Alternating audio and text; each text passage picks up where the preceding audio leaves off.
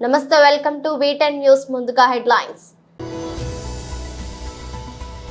తెలంగాణ భవన్ లో బీఆర్ఎస్ నేతల press meet.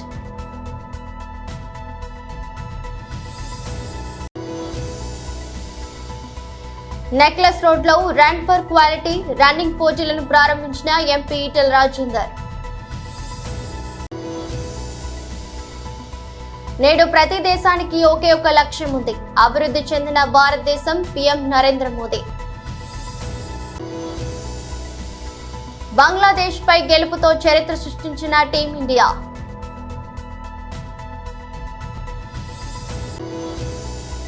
మంత్రి సురేఖపై పరువు నష్టం దావా, రేపు నాగార్జున వాంగ్మూలం నమోదు. తెలంగాణ భవన్ లో బీఆర్ఎస్ నేతల ప్రెస్ మీట్. నవ్వొచ్చింది, ఎందుకంటే సరిగ్గా 10 నెలల పాలన కాంగ్రెస్ పార్టీది. డిసెంబర్ 7 నాడు వాళ్ళ ప్రభుత్వం ఏర్పడ్డది. ఇవాళ అక్టోబర్ 7.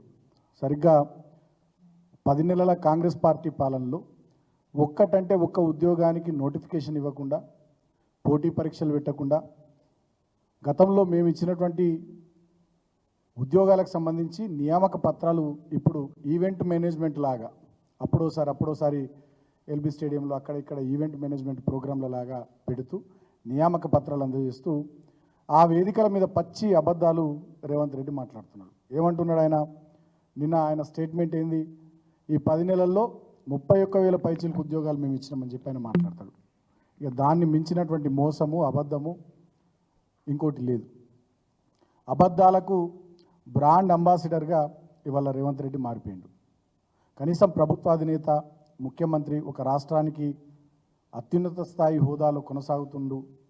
ఆ సోయి కూడా లేకుండా, ఆ విచక్షణ కూడా లేకుండా ఇవాళ ఆ ముఖ్యమంత్రి అనేటటువంటి ఆ స్థాయిని దిగజారుస్తున్నాడు.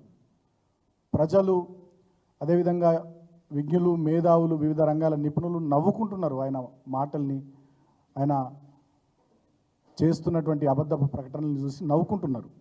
ముఖ్యంగా ఆనాడు అసెంబ్లీ ఎన్నికల సందర్భంలో ఆనాడు ప్రదేశ్ కాంగ్రెస్ కమిటీ అధ్యక్షుడిగా రేవంత్ రెడ్డి, అదేవిధంగా ఆనాడు కాంగ్రెస్ లెజిస్లేచర్ పార్టీ నాయకులుగా బట్టి విక్రమార్క గారు 6 గ్యారంటీ కార్డుల మీద సంతకాలు పెట్టి వాళ్ళు ఊరూరా ప్రచారం చేశారు. అదేవిధంగా అభయహస్తం మేనిఫెస్టో, ఇందిరమ్మ రాజ్యంలో ప్రజాపాలన పేరిట ఒక 420 హామీలు దాంట్లో ఇచ్చి 6 గ్యారంటీ కార్డుల్లో ఒక 13 హామీలు సపరేట్ ఇచ్చి సంతకాలు పెట్టి ఊరూరా తిప్పారు. దాంట్లో ప్రధానమైనది హైదరాబాద్ యూత్ డిక్లరేషన్ పేరిట సరూర్ నగర్లో ఒక బహిరంగ సభ పెట్టి ఆనాడు ప్రియాంక గాంధీ గారిని, ఇతర నాయకులను పిలిచి చాలా అట్టహాసంగా హైదరాబాద్ యూత్ డిక్లరేషన్ అని చెప్పి వాళ్ళొక స్టేట్మెంట్ ఆ రోజు తెలంగాణ నిరుద్యోగులకు సంబంధించి విడుదల చేయడం జరిగింది. దీంట్లో ప్రధానంగా వాళ్ళు చెప్పింది ఏంటంటే, మొదటి ఏడాదిలోనే 2 లక్షల ప్రభుత్వ ఉద్యోగాల భర్తీ, మొదటి ఏడాదిలోనే SC ST BC minority backlog పోస్టుల భర్తీ, ప్రతి ఏడాది జూన్ 2 నాటికి అన్ని శాఖల్లోని ఖాళీలతో. నెక్లెస్ రోడ్ లో రన్ ఫర్ క్వాలిటీ రన్నింగ్ పోటీలను ఎంపీ ఈటెల రాజేందర్ ప్రారంభించారు. ప్రపంచంలో 140 కోట్ల జనాభాకు చేరుకొని క్వాలిటీ మ్యాన్ పవర్ ఉండి ఇలా ఆర్టిఫిషియల్ ఇంటెలిజెన్స్ వచ్చిన తర్వాత, ఇవాళ రోబోలు వచ్చిన తర్వాత, టిఫిన్ కూడా రోబో అందిస్తే, మన ఇంట్లో వంట కూడా రోబో చేసి పెడితే, డాక్టర్ చేసే పని కూడా రోబో చేసి పెడితే, మరి మనం ఎక్కడ పోవాలి? ఇది బిగ్గెస్ట్ ఛాలెంజ్. శాస్త్ర విజ్ఞానం ఎదగాలి, కానీ శాస్త్ర విజ్ఞానం మనిషిని పనిలో పెట్టాలి. మనిషి కనుక పనిలో పెట్టకపోతే దానివల్ల వచ్చేటువంటి అనర్థాలు ఇంత అంత ఉండవు. మనం చూస్తున్నాం, ఇవాళ మనం అనేకం చూస్తాం. ఎందుకంటే మనిషి పట్టుకుండద్దు, మనిషికి ఏదో రకంగా ఇంత పనిలో పెట్టాలి. ఇవాళ గొప్పతనం ఏంటంటే, ఒకప్పుడు చదువుకున్న వాళ్ళ శాతం 50% ఉండే, 60% ఉండే, అసలు ఆడపిల్లలు చదివేలేని పరిస్థితి ఉంది. ఇవాళ ప్రౌడ్ టు సే ఇలా 100% అక్షరాస్యత మహిళలలో ఇలా టాపర్స్, ఒక 50 మంది టాపర్స్ ఉంటే 40-45 మంది ఇలా గర్ల్స్ టాపర్స్ ఉండే పరిస్థితి.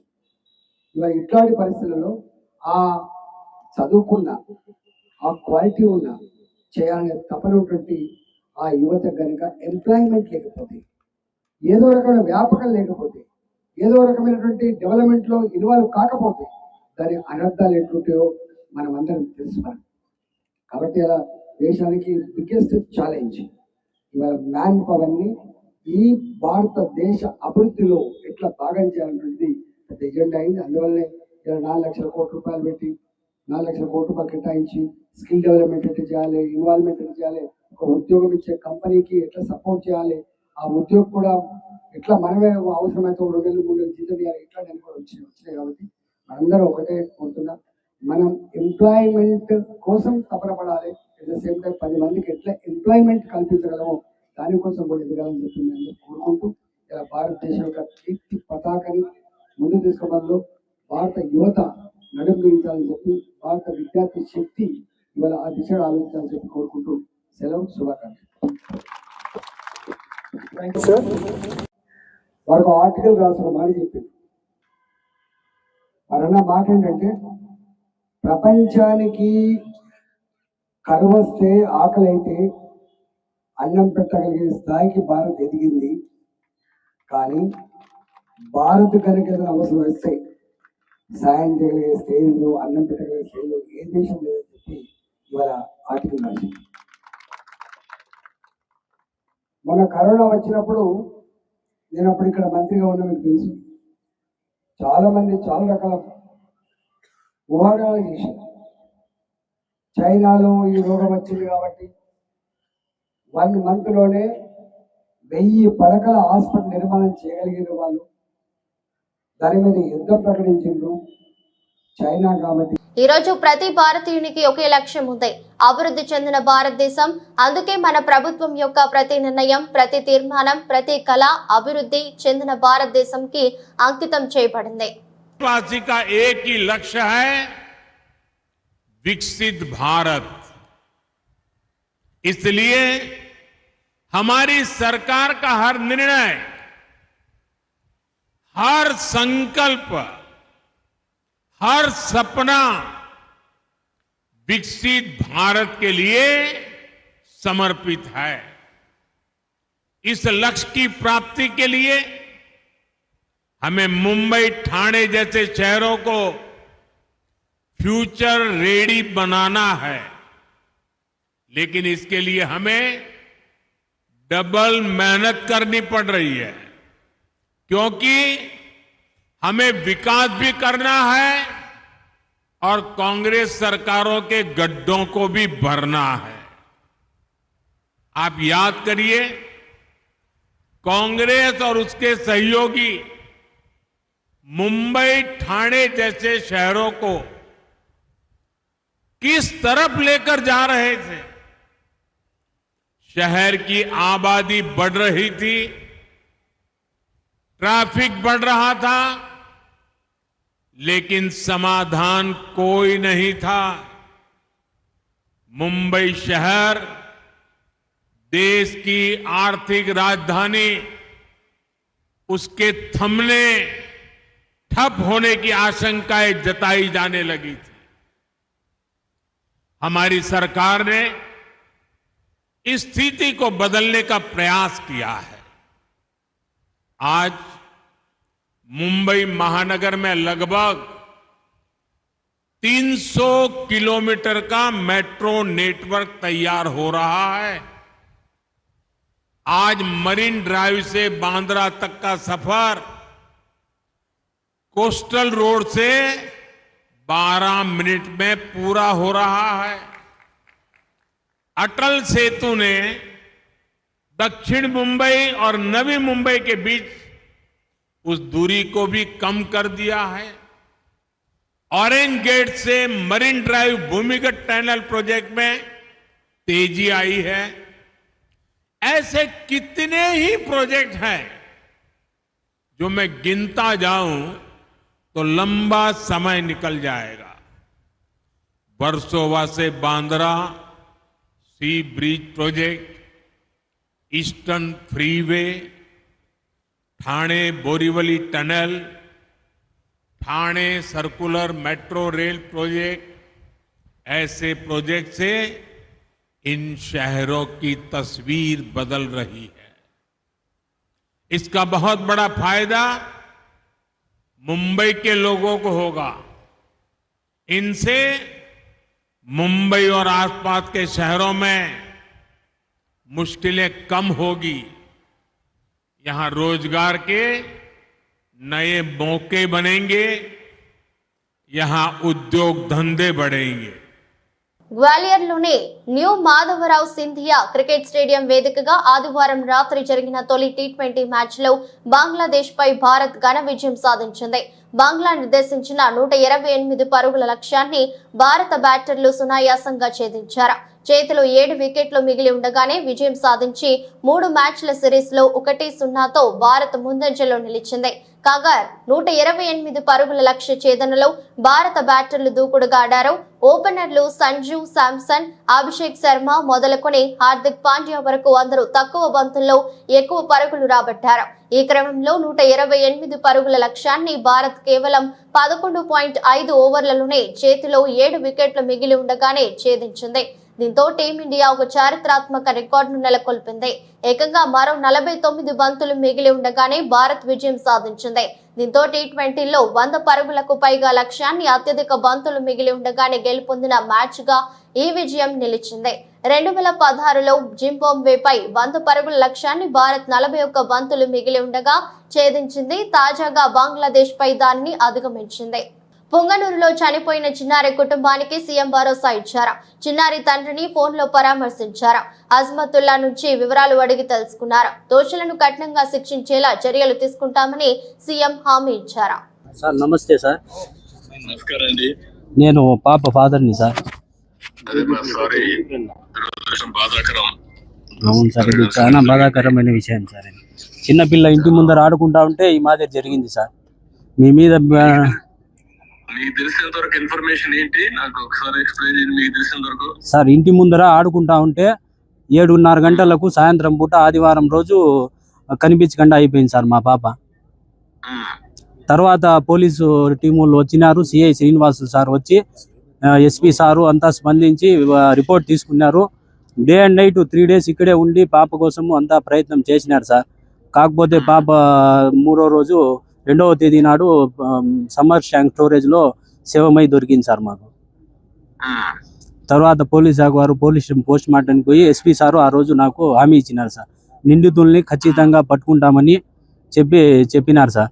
హామీ ఇచ్చినారు, పట్టుకున్నారని ఈరోజు టీవీలో అంతా తెలియజేసినారు సార్. మీ గవర్నమెంట్ మీద మీ మీద నమ్మకం ఉంది సార్ మాకు. వాళ్ళని ఎట్టి పరిస్థితుల్లోనూ కఠినంగా శిక్షించాలి సార్. మరియు ఇంకో మాదిరి ఈ చిన్న పిల్లల గురించి ఎవరైనా తాకాలంటే భయపడాలి సార్. ఆ విధంగా కఠినంగా శిక్షిస్తే తప్ప ప్రజల మధ్యలో జరగల సార్. ఇది వాళ్ళకి ఈ మాదిరి చేస్తే ఇంకో పిల్లోల్ని ఎవరిని కూడా తాకకుండా ఉంటారు సార్. అవసరమైతే ఏం చేయాలో అన్ని చేద్దామని తప్పకుండా చేయాలి. దుర్మార్గులు వీళ్ళు. ఇలాంటి ఘోరాలు చేసే వాళ్ళని ఎట్టి పరిస్థితుల్లో ఉపేక్షించకూడదు. అవును సార్. ఏం చేయాలో చేసి చూపిద్దాం. కానీ ఏంటి కారణం ఏంటి ఏమన్నా ఉన్నాయా మీ దగ్గర నుంచి? వాళ్ళకి ఏంటి, ఎందుకు మరి చేశారు ఏమో తెలియదు సార్. ఆడుకుంటా ఉంటే అన్ఎక్స్పెక్టెడ్ గా అదే తీసుకొని వెళ్ళిపోయినారు సార్. మామూలు డైలీ ఆడుకుంటే ప్లేసే సార్, మా ఇంటి ముందరే సార్, ఎక్కడో కాదు. ఆడుకుంటా అంటే 7:30 గంటలకు అట్లా ఉన్నింది. కరెంటు కూడా 10 నిమిషాలు పోయిందంట. ఇట్లా జరిగింది సార్. రిపోర్ట్స్ కూడా వచ్చినాయి. మా పాపకు ఏమి ఎక్కడ టచ్ చేసినట్లు కానీ ఏమి అత్యాచారం చేసినట్లు అట్లంతా ఏమీ లేదు సార్. అక్కడే మా పోస్ట్ మార్టం దగ్గరే చెప్పినారు, అట్లంతా మీ పాపకు ఏమి టచ్ చేయలేదు. కాకపోతే మెయిన్ రిపోర్ట్స్ వచ్చిన తర్వాత మేము మీకు అందజేస్తామని ఎస్పీ సారు చెప్పినారు సార్. అదే మనం పట్టుకున్నాము, మనవాడు కూడా చెప్పారు నాకు, పట్టుకున్నాం అని చెప్పారు, యాక్షన్ తీసుకున్నారు, అవన్నీ ఉన్నాయి. మీకేమైనా సందేహం ఉందా? మీ వర్షన్ లో చెప్పినాం సార్. అన్ని డీటెయిల్స్ అన్ని పోలీస్ శాఖకు అందజేసినాం సార్. మా తరఫున డీటెయిల్స్, డౌట్లు ఉండే వాళ్ళు ప్రతి ఒక్కరు ఫోన్ నెంబర్లు, డీటెయిల్స్ అన్ని ఇచ్చినాం సార్. మన ఇచ్చినాం సార్, ప్రతి ఒక్కటి ఇచ్చినాము. సిఐ శ్రీనివాసులు సారు బాగా ప్రయత్నం చేసినారు. మా వెంటే ఉండి 24 గంటలు సహకారం అందించి ఎస్పీ సారు, డిఎస్పీ సార్లు, ప్రతి ఒక్క పోలీస్ శాఖ మాత్రము ప్రతి ఒక్కరూ ఫుల్గా రెస్పాండ్ అయ్యి బాగా ఇది చేసినారు సార్. బాబన్న గారు ఇక్కడే వచ్చి రావడము, మాట్లాడడము, పోవడము అంతా చేసినారు సార్. అవును, వచ్చినారు సార్ ఇక్కడ. అవును సార్, ఇంకోసారి ఇట్లాంటి పనులు చేయాలంటే భయం ఉండాలి సార్. ఆ విధంగా శిక్షించాల మీరు. పుంగనూరులో గత ఆదివారం అదృశ్యమైన చిన్నారి ఆస్పియా మృతి హత్యేనని చిత్తూరు ఎస్పీ మణికంఠ చందోలు స్పష్టం చేశారు. ఆస్పియా తండ్రి ఒక లేడీకి 3.60 లక్షలు అప్పు ఇచ్చాడు, తిరిగి ఇవ్వలేదని దూషించాడు. దీంతో సదరు మహిళ ఆస్పియాను ప్లాన్ గా తన ఇంటికి తీసుకువెళ్లి భోజనం పెట్టింది. ఆ తర్వాత చంపేసి బైక్ పై తీసుకెళ్లి సమ్మర్ స్టోరేజ్ ట్యాంక్ లో పడేసింది. ఈ కేసులో ముగ్గురిని అదుపులోకి తీసుకున్నామని ఎస్పీ తెలిపారు. స్ట్రాంగ్ లాంగ్వేజ్ వాడడము, అలానే వాళ్ళని తిట్టడము, బెదిరించడము, సివిల్ కోర్టుకు వెళ్తామని స్ట్రెస్ చేయడము జరుగుతుంది. దీనిలో వాళ్ళ ఫాదర్ దగ్గర నుంచి సుమారుగా 3.6 lakhs తీసుకున్న ఒక లేడీ ఇది మొత్తం చేసిందని మనకు ప్రాథమికంగా రుజువు అవుతుంది. వాళ్ళ ఇల్లు కూడా సుమారుగా అక్కడికి 100 మీటర్ల దూరంలోనే ఉండడం జరిగింది. ఆ రోజు జరిగిన మనకి నివేదిక ప్రకారం 7 గంటల నుంచి 7:30 మధ్యలో ఈ ఇద్దరు ఆడుకుంటున్నప్పుడు బుర్కా వేసుకొని ఆ లేడీ వచ్చి ఈ పాపతో మాట్లాడి ఆవిడతో పాటు తీసుకొని మరొక కుర్రాడు, అతను మైనర్ 17 years, ఆ లేడీకి రిలేటివ్ అవుతాడు. సో వరుసకి తమ్ముడు అని మాట్లాడతారు. సో ఆ బాబుతో పాటు తీసుకొని వాళ్ళ అమ్మగారిల్లు, అక్కడి నుంచి 1.5 kilometers డిస్టెన్స్ ఉంటుంది, వాళ్ళ అమ్మగారింటికి తీసుకెళ్ళడం జరిగింది. ఈ కుర్రవాడు బయటే ఉన్నాడు చాలాసేపు. వాళ్ళు లోపల ఆ పాపతో చాలాసేపు మాట్లాడడం, పాపకి ఫుడ్ కూడా పెట్టడం జరిగింది. ఇది జరిగిన తర్వాత ఆవిడకున్న కోపం మొత్తం ఆ పాప మీద చూపించడము, అక్కడే నోరు అరుస్తుందనే ఉద్దేశంతో నోరు ముక్కు నొక్కేసేసి చంపడం జరిగిందనేది కూడా మనకు ప్రాథమికంగా తెలుస్తుంది. ఈ సమయంలోనే ఆ లేడీ ఎవరైతే సరే చేశారో ఆవిడ మీద పాప గీరినట్లు కూడా చిన్న చిన్న ఇంజురీ మార్క్స్, స్క్రాచ్ మార్క్స్ ఆవిడ చేతి మీద కూడా మనకి ఉండడం జరిగింది.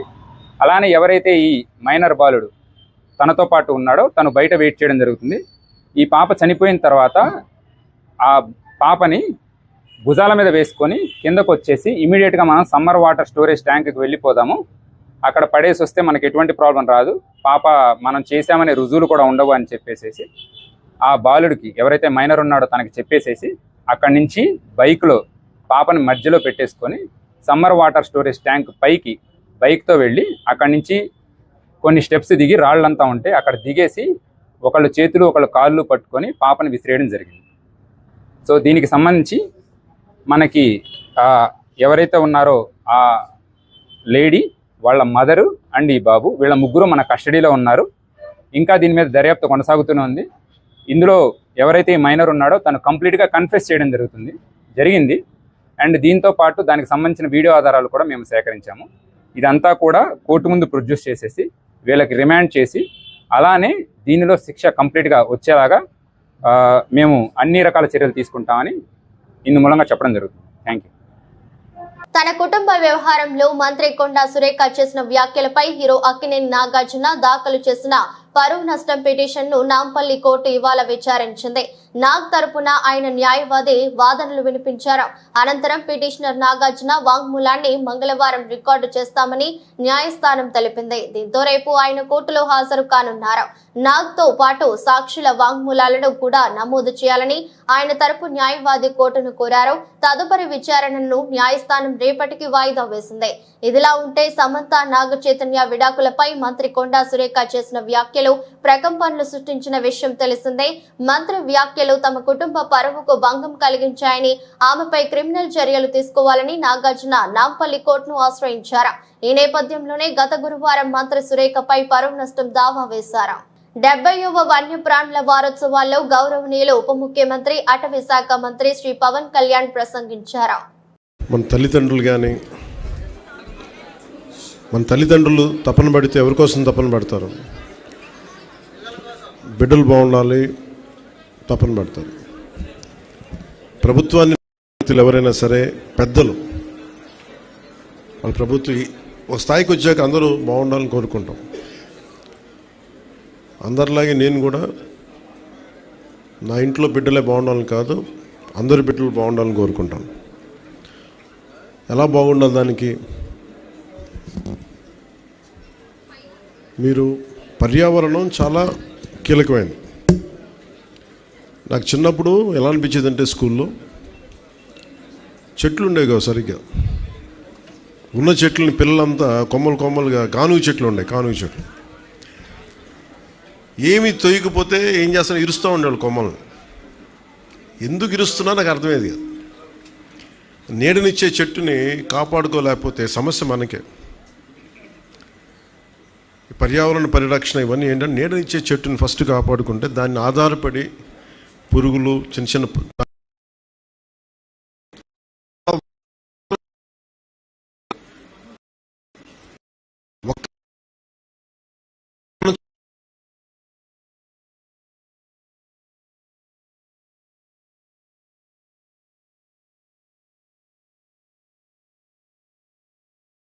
కూడా మొక్కల దగ్గరికి వెళ్ళి కొయ్యొద్దని, మొక్కలు నిద్రపోతాయని ఒక పిడివాదం ఉంటుంది మనకి. మొక్కలు నిద్రపోతాయి, గొరకు పెడతాయి, పిచ్చి ఒక ఏమంటుందని మనకి ఒక మొండివాదం వస్తుంది మనందరికీ. జగదీష్ చంద్రబోస్ వరకు ప్రాణం అవి కూడా విలవిల్లాడతాయి అని జగదీష్ చంద్రబోస్ గారు చెప్పే వరకు, ల్యాబ్స్లో ప్రూవ్ చేసే వరకు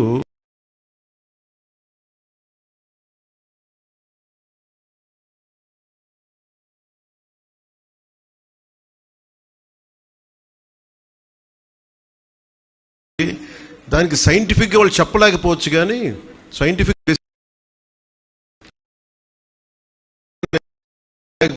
పెద్ద మాటలు మనం వినాలి.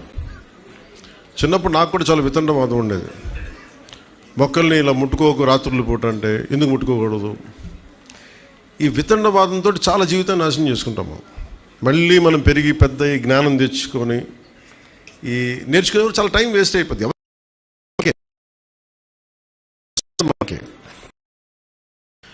ముఖ్యంగా మీకు మన తల్లిదండ్రులు ఎవరైనా సరే మనకి చదువులు చదివించవచ్చు, డబ్బులు ఇవ్వచ్చు, కానీ మన అందరం ఆధారపడేది నీరు, శుద్ధమైన గాలి, స్వచ్ఛమైన గాలి, కనీసం కలుషితం లేని పరిసరాలు. ఇవి కనీసం మనకి. మీరు ఊహించుకోండి, మీరు అందరూ ప్రపంచవ్యాప్త పెద్దోళ్ళు అయిపోవచ్చు, గొప్పవాళ్ళు అయిపోవచ్చు, కానీ మీరు ఎన్ని గొప్ప కార్యాలు సాధించాలనుకున్నా కానీ ప్రకృతి మటుకు సరిగ్గా లేకపోతే మనం ఏం చేయలేం. సో పర్యావరణం అనేది చాలా కీలకం. అలాంటి పర్యావరణానికి మూలాధారం మనకి కనీసం ఉండే వృక్షాలు, చిన్న మొక్కలు. ఒకసారి నేను ఇప్పుడు సౌత్ ఆఫ్రికాలో ఒక ప్రాంతానికి వెళ్ళినప్పుడు నాతో పాటు వచ్చిన డ్రైవర్ ఎక్కడో ఒక చాలా బీడు భూమి, అంటే అసలు ఎడారంటే ఎడారు, ఇక్కడ చిన్న ఇంతంత మొక్క తప్ప ఏమున్నది అక్కడ. కోదాడ, హుజూర్ నగర్, పాలేరు నియోజకవర్గాలలో ఉన్న డీజే యాజమానులు, యూనియన్ సభ్యులు 300 మందితో కోదాడ పట్టణంలో నిరసన ర్యాలీ చేపట్టారు. ఈ సందర్భంగా కోదాడ డివిజన్ అధ్యక్షుడు అనంతు లింగస్వామి మాట్లాడుతూ, సుప్రీంకోర్టు ఇచ్చిన ఆదేశాల మేరకు తెలంగాణ రాష్ట్రంలో డీజేలు నిషేధించడం పట్ల ఆవేదన వ్యక్తం చేశారు. దేశంలో ఎక్కడా లేని విధంగా తెలంగాణ రాష్ట్రంలోనే డీజేలను నిషేధించడాన్ని తీవ్రంగా ఖండిస్తూ కోదాడ ఎమ్మెల్యే ఉత్తమ్ పద్మావతి రెడ్డికి వినతి పత్రం అందజేయడానికి వెళుతుండగా కోదాడ పోలీసులు అడ్డుకోవడం చాలా బాధాకరమని అన్నారు. డీజేల నిషేధాన్ని వెంటనే ఎత్తివేయాలని, తమ పొట్టకూటి కోసం పక్కన ఉన్న ఆంధ్రప్రదేశ్ రాష్ట్రానికి వెళ్లి డీజేలను పెట్టుకోవాల్సిన పరిస్థితి నెలకొందని, తెలంగాణ రాష్ట్ర సాధనలో తమ డీజే పాటలతో తెలంగాణ రాష్ట్ర ప్రజలను చైతన్యపరిచామని ఈ సందర్భంగా గుర్తు చేశారు. ఇకనైనా తెలంగాణ రాష్ట్ర ప్రభుత్వం తమను గుర్తించి డీజేల నిషేధం వెంటనే ఎత్తివేయాలని ఈ సందర్భంగా కోరారు. ఈ కార్యక్రమంలో గౌరవ అధ్యక్షులు వేణు, ఓంసీను, ఉపాధ్యక్షులు వజీర్, కోశాధికారి బంగారు, తులస, కార్యదర్శి పండు మరియు 300 మంది డీజే యూనియన్ సభ్యులు పాల్గొన్నారు. నా పేరు లింగస్వామి, మాది బేతోలు గ్రామం, చిలుకూరు మండలం, సూర్యాపేట జిల్లా. మేము గత 5 సంవత్సరాల నుంచి ఈ డీజే ఫీల్డ్కి వచ్చాము. గవర్నమెంట్ కొన్ని ఆంక్షలు విధిస్తున్న వల్ల మేము కోదాడ, హుజూర్ నగర్, పాలేరు ఈ 3 నియోజకవర్గాల నుంచి కూడా 200 కుటుంబాలు ఈ డీజే ఫీల్డ్ మీద ఆధారపడి బతుకుతున్నాము. గవర్నమెంట్ మాకు ఎటువంటి పర్మిషన్ లేదని చెప్పి మమ్మల్ని 2 నెలలుగా ఇబ్బందులకు గురి చేస్తున్నారు. తెలంగాణ ఏర్పడక ముందు అందరు కళాకారులు కూడా అన్ని విధాలుగా మమ్మల్ని ఆడుకొని మా కాడికి వచ్చి మీరు పెట్టాలి ముందుకు, మన తెలంగాణ అందరికీ మన సౌండ్ ద్వారానే మీ అందరం కూడా తెలియపరిచినాం. ఇప్పుడు మా దగ్గరకు వస్తారు. ఇప్పుడు కేసీఆర్ గారి ప్రభుత్వంలో కూడా మాకు తెలంగాణ వచ్చినా కూడా ఏం న్యాయం జరగలేదు. మరి అదే విధంగా ఇప్పుడు రేవంత్ రెడ్డి గారు వచ్చి కూడా మాకు కాంగ్రెస్ ప్రభుత్వంలో కూడా మళ్ళీ యథావిధిగా మా పరిస్థితి మళ్ళా ఇదవుతుంది. మొన్న జరిగినటువంటి వినాయక చవితి పండుగలో కొన్ని పర్మిషన్లు మాకు తక్కువ లిమిట్ పెట్టుకుంటామన్నా చెప్పినా కూడా పర్మిషన్ లేకుండా మమ్మల్ని బాగా ఇబ్బంది పెడుతున్నారు ఇక్కడ. అదేవిధంగా ఇప్పుడు జరుగుతున్నటువంటి దుర్గా నవరాత్రులకు కూడా పర్మిషన్ అని చెప్పి మా మీద మన కొన్ని కేసులు బెండూరు కేసులు కూడా ఆల్రెడీ పెట్టారు. మేము డీజే ఇట్లా 2 బాక్సులు పెట్టుకున్నా కూడా పర్మిషన్ లేకుండా మమ్మల్ని మన ప్రభుత్వం తెలంగాణ ప్రభుత్వం ఇలా ఇబ్బంది పెడుతుంది. మేము ఆంధ్రాకి వలస వెళ్ళిపోవాల్సిన పరిస్థితి ఏర్పడది. మన పక్కనే మన ఉమ్మడి ఆంధ్రప్రదేశ్ రాష్ట్రం విభజన అయిపోయిన తర్వాత వాళ్ళు అక్కడికి పోయి వాళ్ళు మంచిగా వాళ్ళ ప్రభుత్వంలో అన్ని అక్కడ ప్రోగ్రాం నడుస్తూనే ఉంటాయి. దగ్గర నడిపిస్తారు రాజకీయ నాయకులు. వాళ్ళ అవసరాలకి రాజకీయ నాయకులు అందరూ కూడా ఇక్కడ వాడుకొని మమ్మల్ని ఈ రోజు ఈ పండుగలు మాకు బతుకు తెరువు లేకుండా చేస్తారు. ఈ కోదా తర్వాత వార్తలు ముగించే ముందు మరోసారి హెడ్లైన్స్. తెలంగాణ భవన్ లో బీఆర్ఎస్ నేతల ప్రెస్ మీట్.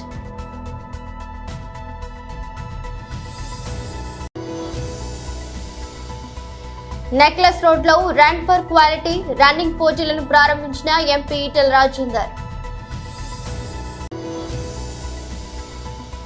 నేడు ప్రతి దేశానికి ఒకే ఒక లక్ష్యం ఉంది, అభివృద్ధి చెందిన భారతదేశం, పీఎం నరేంద్ర మోదీ. బంగ్లాదేశ్ పై గెలుపుతో చరిత్ర సృష్టించిన టీమిండియా.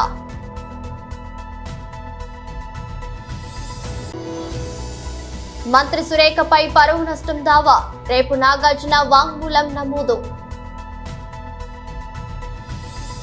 ఈ దృష్టి బులెటిన్ మరో బులెటిన్లో మళ్ళీ కలుద్దాం. అంతవరకు సెలవు, నమస్కారం.